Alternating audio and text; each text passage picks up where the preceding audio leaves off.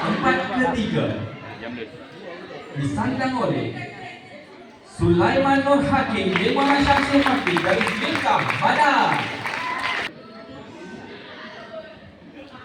Sehan dipersilakan Muhammad Haris bin Zulfaqar dari Bintang Muqtam.